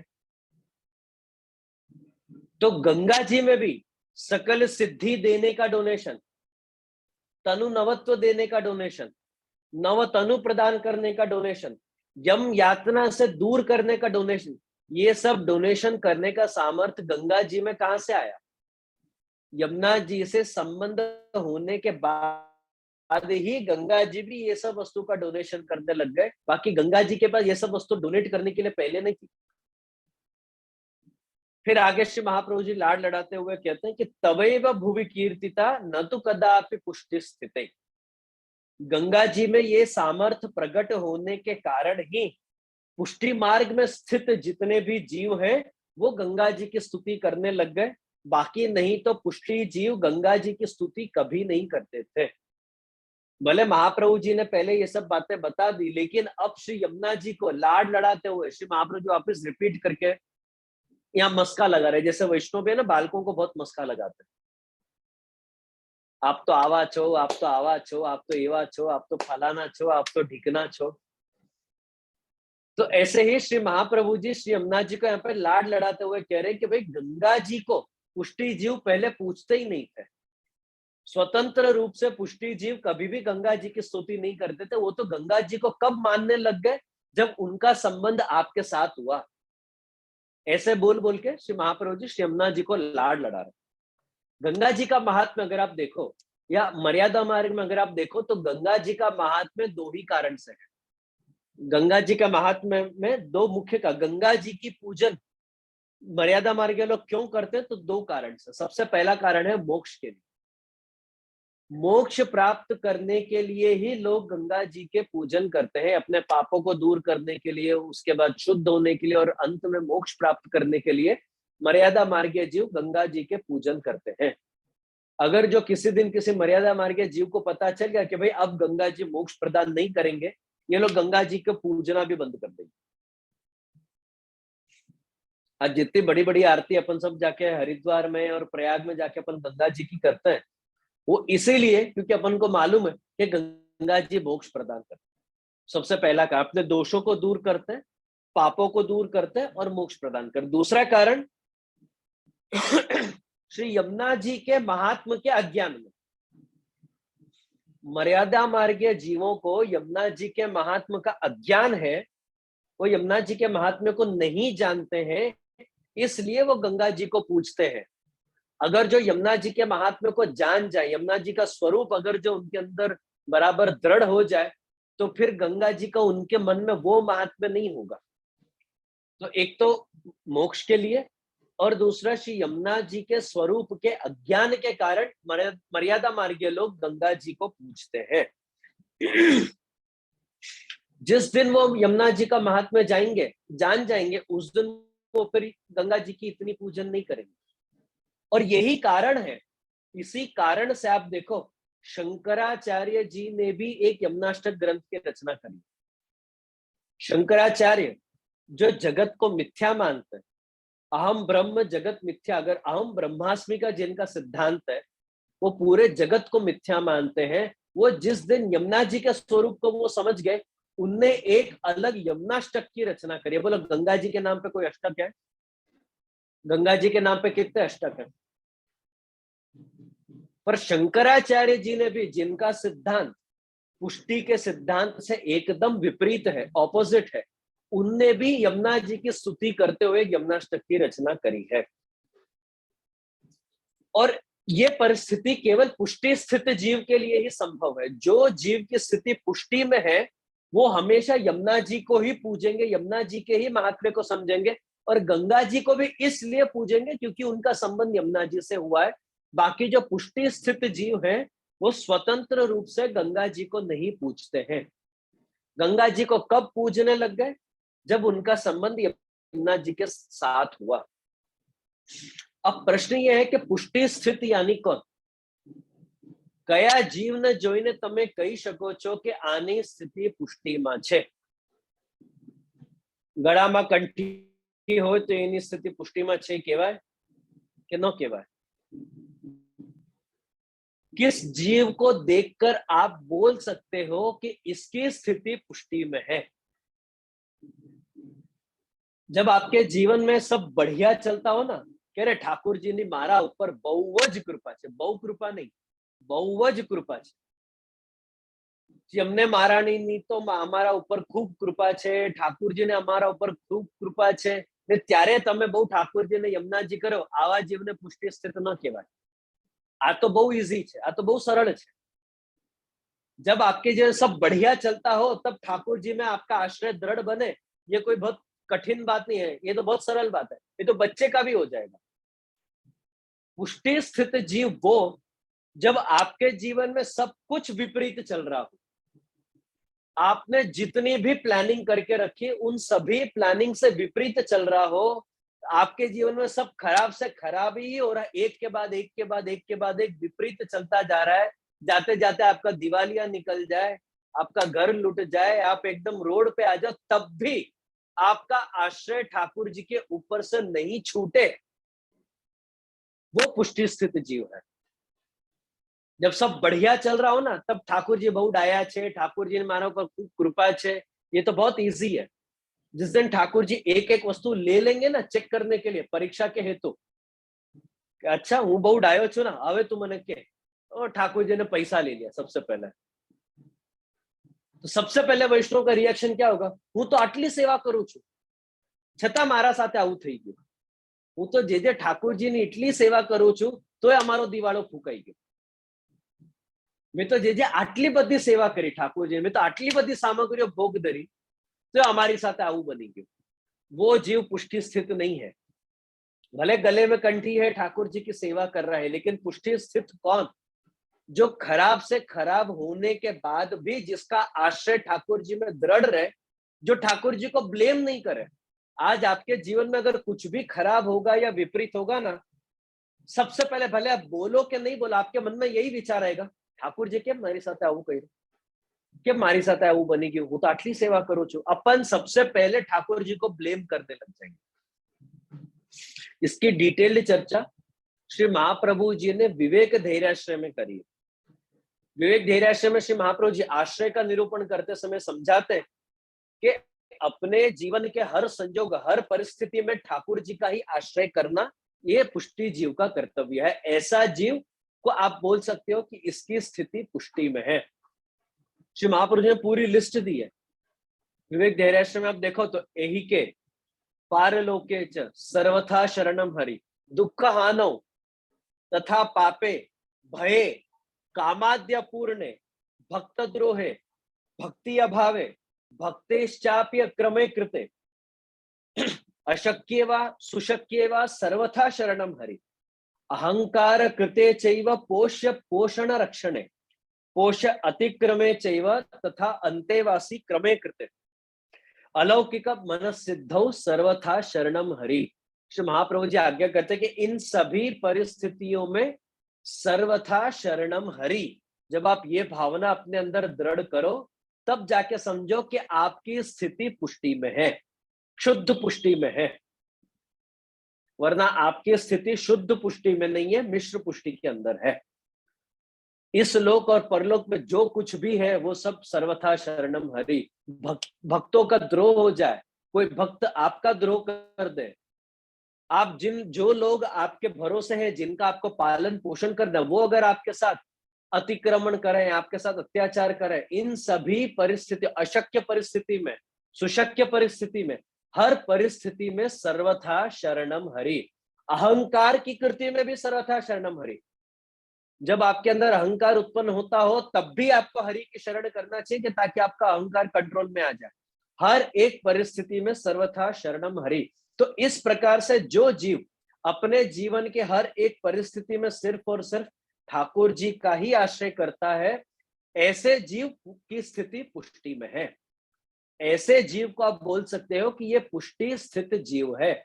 और ऐसे पुष्टि स्थित जीव को ही ये सारे फल प्राप्त होते हैं जिनकी अपन इस श्लोक में चर्चा करी।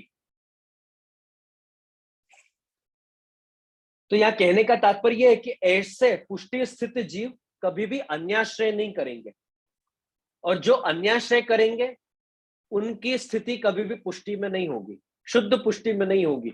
तो गंगा जी को स्वतंत्र रूप से पूजन करना यह पहले पुष्टि जीवों के लिए अन्याश्रय था, लेकिन यमुना जी के साथ उनका संबंध होने के बाद उनने गंगा जी को पूजना शुरू किया, क्योंकि वो पहले अन्याश्रय नहीं करते थे।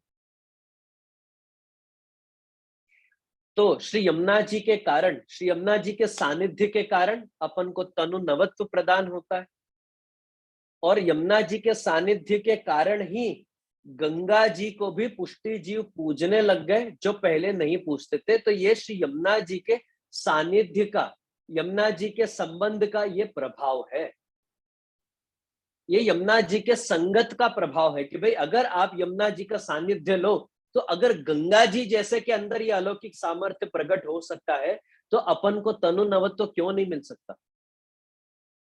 तो ऐसे श्री यमुना जी को श्री महाप्रभु जी इस 7वें श्लोक में लाड लड़ा रहे हैं। और मैं समझता हूं कि आज अपन अपना विषय यहीं तक रखते हैं। 8वां और 9वां श्लोक अपन कल पूरा करेंगे, और कल उसी के साथ ये ग्रंथ भी पूरा हो जाएगा। तो पहले के 6 श्लोक में और इस 7वें श्लोक में अगर किसी को कोई डाउट हो तो आप लोग मेरे से जरूर पूछ सकते हैं, पर जहां तक हो सके विषय से संबंधित ही डाउट रखना। एक के बाद एक अगर किसी को कुछ पूछना हो तो आप लोग पूछ सकते हो, और अगर किसी को कुछ नहीं पूछना है तो फिर अपन कल मिलेंगे।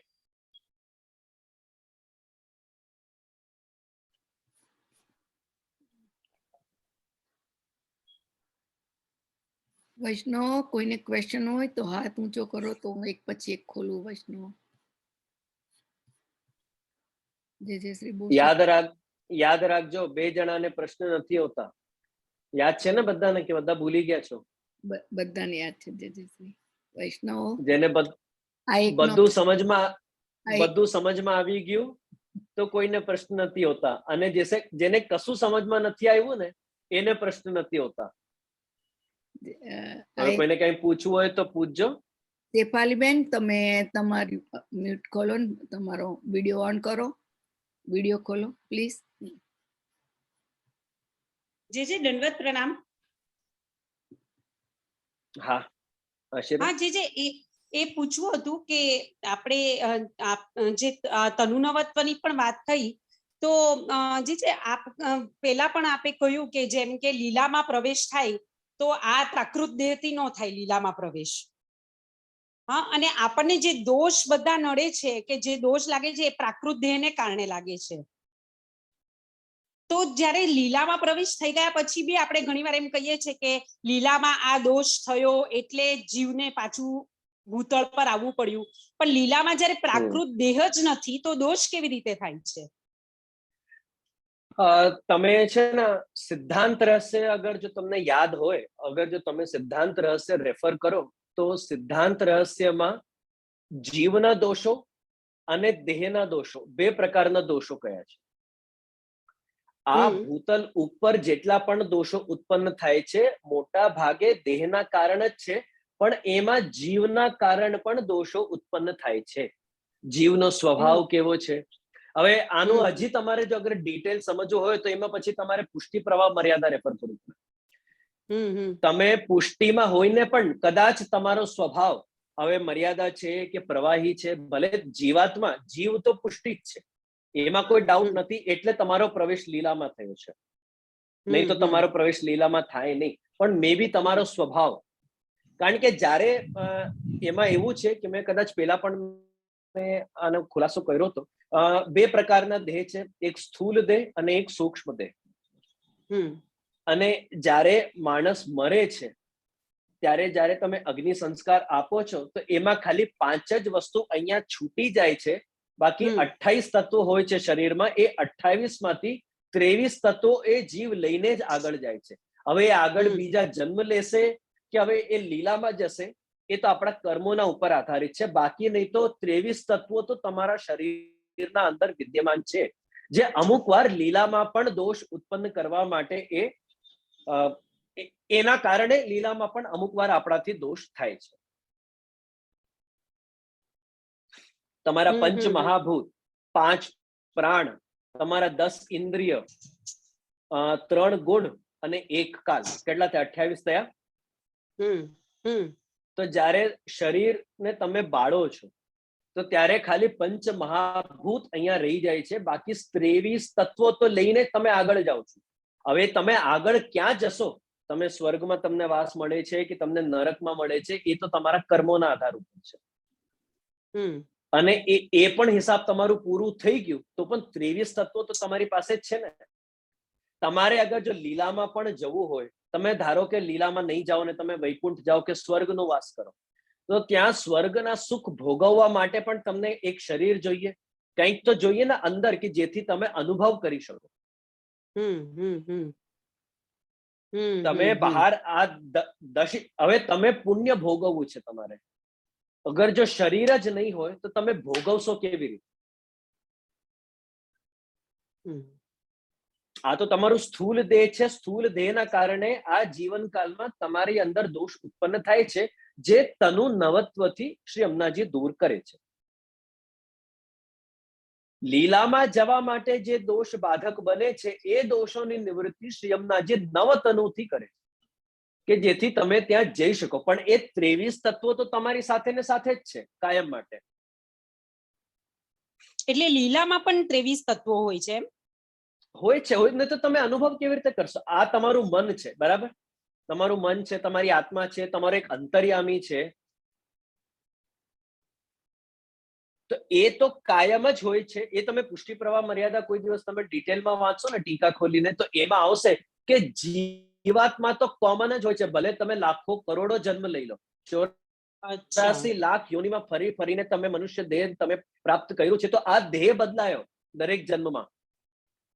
તમારું મૂળ જે જીવાત્મા છે, એ જીવાત્મા એ તો કાયમ જ છે ને. આટલા વર્ષનું કે જેટલા પણ જન્મ તમે લીધા, એમાં તમે જેટલું પણ ભેગું કર્યું, એ તો છે જ તમારી સાથે ને સાથે. અચ્છા. તો ભલે આજે તમારા શરીરમાં દોષ છે, છતાંય શ્રી અમ્માજી તનુ નવત્વ પ્રદાન કરીને તમને સેવા ઉપયોગી બનાવે છે. એવી જ રીતે ભલે તમારી અંદર આ બધું ભેગું કરેલું છે આટલા કરોડો જન્મનું, છતાંય શ્રી અમ્માજી, કારણ કે તમે જીવાત્મા તો પુષ્ટિ જ છો, તો શ્રી અમ્માજી તમને નૂતન દેહ પ્રદાન કરીને તમને લીલામાં પ્રવેશ કરાવે છે. કારણ કે જેટલા પણ તમારા ઇન્દ્રિયો છે ને, એનું સૂક્ષ્મ તત્વ તો તમારા મનમાં રહેલું જ છે. ભલે તમે એ જ લીલામાં કન્ટિન્યુ થાય છે. કન્ટિન્યુ, કારણ કે જીવાત્મા એ જ છે ને. એ ક્યારે પૂરું થશે? જ્યારે તમને પુષ્ટિ પ્રભુમાં સાયુજ્ય મળે, ત્યારે એનું અસ્તિત્વ મટી જશે. આપણે આમ કહીએ છીએ ને કે પણ એ સાયુજ્ય તો પછી મુક્તિ થઈ ગઈ ને? ના ના ના, એ પણ 2 પ્રકારની છે. પુષ્ટિ માર્ગીય સાયુજ્ય અલગ છે, મર્યાદા માર્ગીય સાયુજ્ય અલગ છે. હવે આ વિષય સેવા ફલ છે. આ સેવા ફલનો વિષય છે. હવે જો એક વસ્તુ આપણા ત્યાં એક વસ્તુ કહેવામાં આવે છે કે પુષ્ટિ જીવોની ઉત્પત્તિ ક્યાંથી? તમે બધા ક્યાંથી આવ્યા?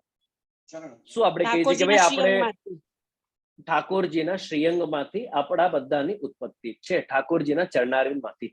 તો ઠાકોર, તમારી છેલ્લી ગતિ એ ઠાકોરજીના ચરણારવિંદ છે. એ પુષ્ટિ માર્ગીય સાયુજ્ય છે. અક્ષર બ્રહ્મમાં જો તમે લીન થઈ જાઓ તો એ મર્યાદા માર્ગીય સાયુજ્ય. વૈકુંઠમાં તમે લીન થઈ ગયા તે મર્યાદા માર્ગીય સાયુજ્ય. પણ પુષ્ટિ પ્રભુના ચરણારવિંદમાં જો તમે, કારણ કે એ તમારી છેલ્લી ગતિ, એના પછી તમારો અસ્તિત્વ નથી. જીવાત્માનો કોઈ અસ્તિત્વ નહીં. ત્યાં સુધી તો તમારો અસ્તિત્વ છે ને છે. એ આત્મા તો એક કાયમ જ રહે છે. દેહ બદલાય છે, આત્મા નથી બદલાતી. જેમ તમે કપડા ચેન્જ કરો છો, એ રીતે આ આત્મા શરીરને ચેન્જ કરે છે એક એક જન્મમાં. પણ કપડા બદલવાથી તમે બદલાયા? તમે તો એવા ને એવા જ છો. કપડા બદલવાથી તમે નથી બદલાયા. એવી જ રીતે દેહ બદલવાથી મૂળ જે તમારી જીવાત્મા છે, એ તો એને એ જ છે. એની છેલ્લી ગતિ ક્યારે થાય? જ્યારે તમે પુષ્ટિ પ્રભુમાં લીન થાવ. એ આત્માની છેલ્લી ગતિ. અચ્છા. તો એ પુષ્ટિ પ્રભુમાં લીન થાય પછી એ સેવા કેવી રીતે કરી શકે? ના પછી નહીં કરી શકો, બસ લીન બસ થઈ એટલે ગયા. હવે જ્યારે અચ્છા, હવે જ્યારે ઠાકોરજીની ઈચ્છા થશે કે ભાઈ હવે મારે આ જીવ પાસે મારે સેવા કરાવવાની છે, અને અગર જો એ ફરી જીવ ઉત્પન્ન. ઠાકોરજીની, ઠાકોરજી એને પાછા ઉત્પન્ન કરશે આગળ. અચ્છા, હા હા હા હા હા, તમે સમજાઈ રાસ ગયું છે. પંચાધ્યાયમાં તમે રાસ પંચાધ્યાયમાં જાઓ, આ તમને આખો ને આખો તમને રાસ પંચાધ્યાયમાં વાંચવામાં આવશે કે અમુક એવી અંતર્ગ્રહગતા ગોપીઓ હતી કે જે રાસમાં નહીં પહોંચી શકે, એમના ઘરવાળાએ એમને અટકાવી દીધા ઘરમાં. હવે હમ. દુઃખમાં અને વિરહમાં એ બધી ગોપીઓની દેહ ત્યાંની ત્યાં જ છૂટી ગઈ. એ લોકો હા. ત્યાં જ હરિશરણ થઈ ગયા. હરિશરણ થઈને એ બધી ગોપીઓની સ્થિતિ પુરુષોત્તમમાં જતી રહી, પુષ્ટિ પ્રભુમાં જતી રહી. એ લોકો બધા ઠાકોરજીમાં લીન થઈ ગયા. હવે જ્યારે ઠાકોરજીની ઈચ્છા થઈ ને, તો ત્યારે ઠાકોરજીએ એ બધી અંતર્ગ્રહગતા ગોપીઓને રાસમાં પ્રગટ કર્યા અને એમને રાસલીલાનો સુખ આપ્યો. તો જે બીજી ગોપીઓ હતી એમને પણ પ્રભુએ સુખ આપ્યું. એની સાથે ને સાથે જે પ્રભુમાં સાયુજ્ય થઈ ગઈ હતી એ ગોપીઓને પણ ઠાકોરજીએ પાછા પ્રગટ કરીને એમને રાસલીલાનો સુખ આપ્યો, રાસલીલાનો દાન આપ્યો પ્રભુએ. અને જ્યારે છેલ્લે ઠાકોરજીએ બધા ગોપીઓને કહ્યું ને કે બધા તમે પોતપોતાના ઘરે જાઓ, તો બધી ગોપીઓ તો પોતપોતાના ઘરે જતી રહી. હવે આ ગોપીઓ ક્યાં જાય? પોતપોતાના ઘરે, એટલે એ પાછી ઠાકોરજીમાં જતી રહી, ઠાકોરજીમાં લીન થઈ ગઈ. બસ. તો જ્યારે હા, ઠાકોરજીની એકદમ. ઈચ્છા થશે તો ઠાકોરજી તમને બહાર પ્રગટ કરશે. જ્યારે ઠાકોરજીની છે કે ભાઈ હવે તારું કામ પૂરું થઈ ગયું, પાછા તમે ઘરે જાઓ. હા હા, જે એકદમ સમજાઈ ગયું. દંડવત પ્રણામ. બીજો છે ઝૂમ યુઝર પારુલ, એનું નામ છે. મને લાગે પારુલ, મ્યુટ ખોલો પારુલ. દંડવત. હા, આશીર્વાદ. હા, મને આના આ જેમને ક્વેશ્ચન કર્યો એની આગળમાં જ એ અનુસંધાનમાં જ ક્વેશ્ચન છે કે સૂક્ષ્મ દેહ જે છે એમાં જે આપે કીધું કે 23 તત્વ રહેલા છે, તો એ સૂક્ષ્મ દેહમાં એ 23 તત્વ રહેલા છે, પણ જો એની ઉપર કારણ દેહ છે તેને જ આ અનુભૂતિનો વિષય બને છે ને. કારણ કે સૂક્ષ્મ દેહ જ્યાં સુધી રહે છે ત્યાં સુધી તો એ વસ્તુને જીવાત્માની ને પરમાત્માની જે રીતના આવી રીતના જે રાસલીલાનું દાન થયું અને જે પણ કર્યું, જે તનુનવત્વ પ્રદાન કર્યું, આધિદૈવિક જે પણ લીલા વિષયક જે પણ આપણને અનુભૂતિ છે એ સૂક્ષ્મ દેહને લઈને કારણ દેહને થઈ શકે ને. સૂક્ષ્મ દેહને ક્યાંથી? મને એ ક્વેશ્ચન છે. જો હું ફરી પાછો સમજાવું, તમે આવા નિત્ય લીલા ને બધું હવે તમે ભૂલી જાઓ. તમે ખાલી સ્વર્ગ સુધી તમે હવે સીમિત રહો. નોર્મલી આપણે શું કહીએ છીએ કે ભાઈ તમે સારા કર્મ કરો, પુણ્ય કરશો તો તમને સ્વર્ગ મળશે, તમે સ્વર્ગના સુખ ભોગવશો. હવે જ્યારે તમે સ્વર્ગ જાઓ છો ત્યારે તમારી પાસે કયો દેહ હોય છે સ્વર્ગના સુખ ભોગવવા માટે? દેહ તો બળી ગયું, અહીંયા જ રહી ગયું ભૂતલ. હવે તમે બાળો કે તમે ગાળો, તમે જે કરો તે કરો, તે દેહ તો અહીંયા જ રહી ગયું. હવે તમે સ્વર્ગ જાઓ, સ્વર્ગના સુખ તમારે ભોગવવા હોય તો કયા દેહથી ભોગવશો? તો એટલે એ સૂક્ષ્મ તો દેહમાં સૂક્ષ્મ પણ અનુભવ તો છે, અનુભવ તો છે જ, અનુભવ તો હોય જ છે એની અંદર પણ. એવું નથી કે સૂક્ષ્મ દેહને અનુભવ નથી, સૂક્ષ્મ દેહ બધું જ અનુભવ કરે છે. જ્યાં સુધી ઉપરનો આ આવરણ છે, પહેલો અનુભવ આને છે, પછી અંદર છે. જ્યારે આ હટી જાય છે ત્યારે જે અનુભવ છે તે અંતરાત્માને જ છે, બહાર તો કઈ છે નહીં અનુભવ માટે. તમને પગમાં વાગ્યું, ચાલતા ચાલતા તમે ચાલીને જઈ રહ્યા છો ને તમારું પગ ટ્વિસ્ટ થઈ ગયું ને તમને પગમાં વાગ્યું. હવે કોને વાગ્યું? સ્થૂલ દેહને કે સૂક્ષ્મ દેહને? તો એ સ્થૂલ દેહને વાગ્યું, બરાબર. હવે સેવા કરતા કરતા તમને આનંદ થયો, ભલે હવે આ આનંદ કોને થયો? તમારા સ્થૂલ દેહને થયો, શરીરને આનંદ થયો? કોને આનંદ થયો? તમારી આત્માને આનંદ થયો. આપણે કહીએ ને આજે તો હું બહુ ખુશ છું, અંતરાત્માથી હું ખુશ છું. આ શબ્દ આપણે વાપરીએ છીએ આપણા લૌકિક જીવનમાં. ઇંગ્લિશમાં કહેવાય છે from the bottom of my heart. એટલે ખાલી કહેવા ખાતર બોટમ ઓફ માય હાર્ટ છે, પણ એ ખરેખર મનથી ખુશ છે. અને મનની સ્થિતિ એ દેહમાં નથી. મન અને હાર્ટ આ બે વિષય જુદા છે. તમે મન ઇક્વલ્સ હાર્ટ એવું નહીં ગણતા. મન એ તમારા સૂક્ષ્મ દેહમાં એની સ્થિતિ છે. તો જ્યારે તમે કહો છો કે હું આજે બહુ જ ખુશ છું, તો એ ખુશી, એ આનંદ એ તમારા સ્થૂલ દેહમાં નથી, એ તમારા સૂક્ષ્મ દેહમાં છે. સ્થૂલ દેહમાં તો દુખાવો જ છે. તમે 2 કલાક સેવા કરી, સેવામાં તો તમને બહુ આનંદ થયો, પણ 2 કલાક સેવા કન્ટિન્યુ તમે 2 કલાક બેઠા રહો, સેવામાં તો બહુ આનંદ થયો, પણ જ્યારે ઉઠો ત્યારે હાશ કરીને ઉઠો છો કે નથી ઉઠતા? તો એ અનુભવ સ્થૂલ દેહનો છે, પણ સેવાનો જે આનંદ છે એ અનુભવ સૂક્ષ્મ દેહને છે. સ્થૂલ દેહને આનંદ, અગર જો સ્થૂલ દેહને પણ આનંદ હોય ને, તો ઉઠતા ટાઈમે તમે હા હું કરીને તમે નહીં ઉઠો. ના, એટલે એ મારું એ જ કહેવું છે કે સ્થૂલ દેહ, સૂક્ષ્મ દેહ ને કારણ દેહ. તો કારણ દેહ જે છે, જે લીલામાં જે જીવાત્મા ઠાકોરજીથી છૂટો પડ્યો, એનું કારણ બન્યું, અને એ કારણ રૂપ કારણ દેહ છે. તો એ કારણ રૂપ કારણ દેહને જેવી રીતના આપણે રાસ પંચાધ્યાયમાં કીધું કે જે ગોપીજનોને રાસની અનુભૂતિ થઈ, સાહિત્યવાળીની અંતઃગૃહતાની પણ આ જેમને થઈ, તો એ એમના સૂક્ષ્મ દેહને પણ નહીં, પણ એ કારણભૂત કારણ દેહને એ રીતના કહી શકાય ને. કારણ કે ઐચ્છિક ભેદ જ ખાલી ઠાકોરજીએ ત્યાં રાખ્યો છે, ટોટલ કૃષ્ણમય દેહ થઈ ગયો છે એમનો. હું એ કહેવા માંગુ છું. એ જે જો દેહ તો મુખ્ય રૂપે 2 જ પ્રકારના છે. આ તો 2 પ્રકારના બધા અલગ અલગ નામો છે. બાકી ખરેખર દેહ 2 જ પ્રકારના છે. એક સ્થૂલ દેહ છે અને એક સૂક્ષ્મ દેહ છે. સૂક્ષ્મ દેહના અલગ અલગ નામ છે. હવે અમુક લોકો કારણ દેહ કે, અમુક લોકો એને લિંગ દેહ કે, પણ દેહ તો મૂળ 2 જ પ્રકારના. સ્થૂલ દેહ જે પંચ મહાભૌતિક છે, અને એક તમારો સૂક્ષ્મ દેહ જેની અંદર તમારી બધી ઇન્દ્રિયો છે, મન છે, તમારા અંતઃકરણ છે, તમારી જે મૂળ જીવાત્મા, એ તમારો સૂક્ષ્મ દેહ. તો જ્યારે આ દેહ છે ત્યાં સુધી તમને આ દેહમાં અનુભવ થશે, ને પછી તમને અંતરાત્મામાં અનુભવ થશે. જ્યારે આ દેહ નિવૃત્ત થઈ જાય છે ત્યારે તમારો જે કંઈ પણ અનુભવ છે એ સૂક્ષ્મ દેહનો જ અનુભવ છે.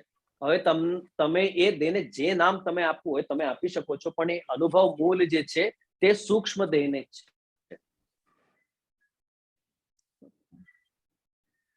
એ રીતે. હા, જે શ્રી આપને મોડું થયું, કાલે કરીશું, કારણ કે બધા બહુ વૈષ્ણવો છે. તો કાલે શ્યોર કાલે આપણે કન્ટિન્યુ કરીએ.